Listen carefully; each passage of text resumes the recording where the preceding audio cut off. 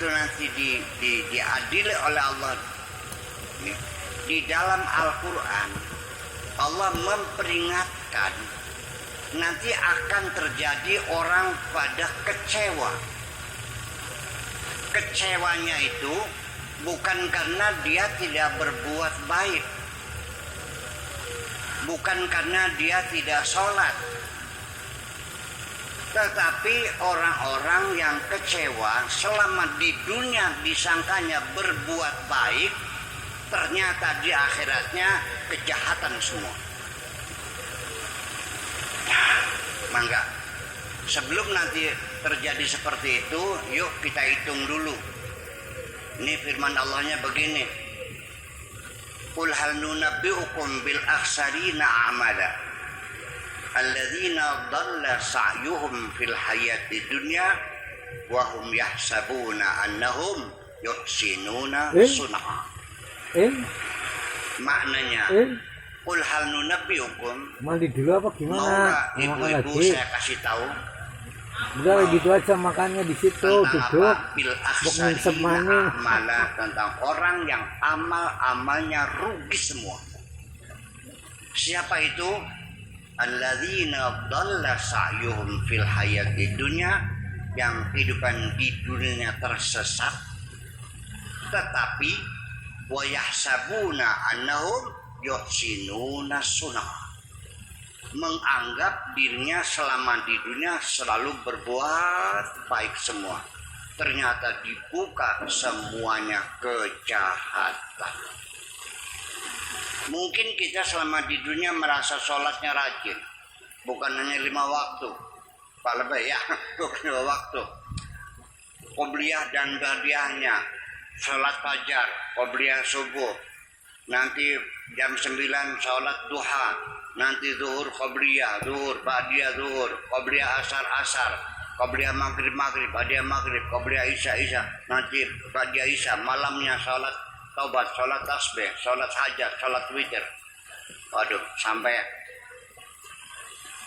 sodakonya tiap hari ngasih. Karena mungkin di dunianya setiap ngaji ceritanya cerita pahala dulu.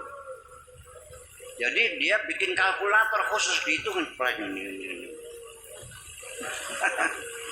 Itu makanya Pak Taman kalau ngaji nggak pernah cerita pahala, jangan kesian soalnya. Dihitung pahala semua. Nah ternyata ketika dibuka kitabnya, pengen tahu sholatnya yang luar biasa itu sampai 17 waktu sholatnya. Ya 17 waktu, bukan 5, 17. Yuk hitung-hitungan. Sholat fajar, qobliyah subuh, qobliyah zuhur, ba'diyah zuhur, ya kan? Qobliyah asar, qobliyah maghrib, ba'diyah maghrib, qobliyah isya, ba'diyah isya. Terus apa? Taubat, tasbih, hajat, witir. 17. Ternyata ketika dibuka kitabnya, ternyata bab sholatnya nggak ada. Bukan maning perding. Bukan maning perding maning. Meleding tuh bahasa Indonesia nungging ya. Cari bab sujud nungging. Bab ruku nungging. Ternyata nungging. Emang malaikat. Saya kan sujud, kenapa ditulisnya nungging? Kata malaikatnya, selama di dunia aku hanya mencatat kamu nungging terus. Nyong saya sujud, iya kamu sujud kata kamu, tapi Allahnya yang kau jadikan sebagai Tuhanmu, kau taruh di belakang kamu, tidak di depan kamu. Saya melihat ibu lagi sujud, kalau sayanya ada di depannya, betul nggak? Kalau saya melihatnya dari belakang lagi apa tuh? Lagi nungging. Sekarang nanya saya, ini sebelum nanti salah tulis malaikatnya, kita tanya dulu. Ibu-ibu, bapak sekalian, selama ini Allah di depan atau di belakang? Ayo jujur aja, jujur lah.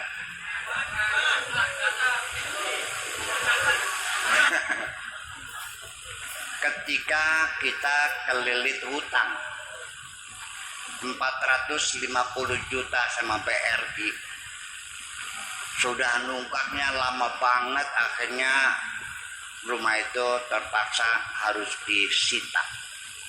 Pandai enggak? Yang terpikir dalam dirinya apa? Kepada siapa aku minta tolong? Punya saudara jadi camat. Boro-boro kan ngejuta, gaji saya berapa sih? Kecuali kalau saya koruptor. Saya makan gaji murni kok. Mertua bicara lagi, nggak bisa juga. Teman yang jadi direktur nggak bisa juga. Setelah semuanya gagal, baru akhirnya ke Sunan Gunung Jati, puasa sambil sholat tiap malam, baca Quran, nangis tiap malam, baru minta pertolongan sama Allah. Di depan, di belakang Allah. Oke, sedang berkembang.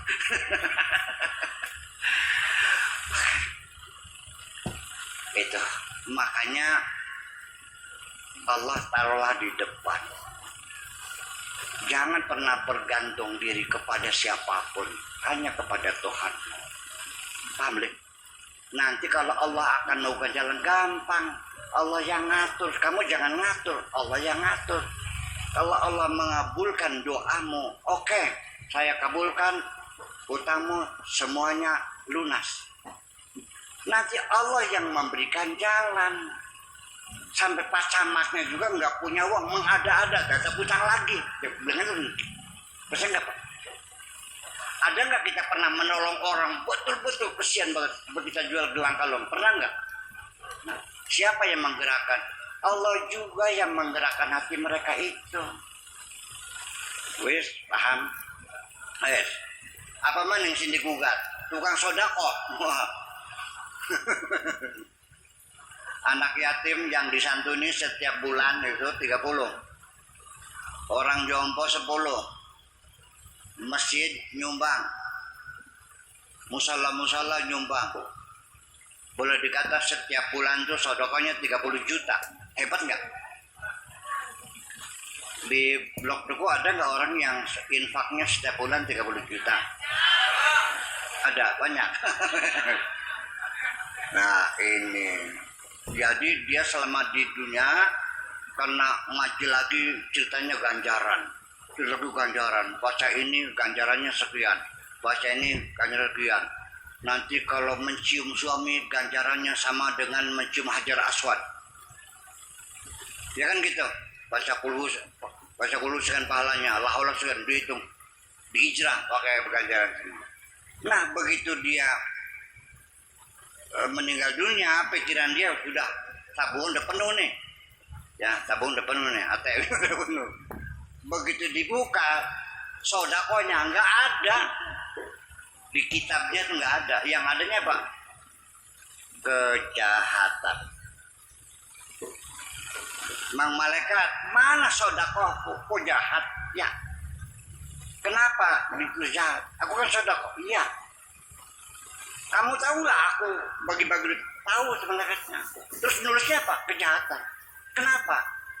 Karena aku melihat selama ini engkau bagi-bagi duit bukan karena engkau sayang kepada sesama makhluk, bukan karena engkau untuk menggembirakan, menyenangkan Allah. Sodakohmu adalah sebagai alat untuk memperbudak orang lain supaya nurut semua sama kamu. Benar?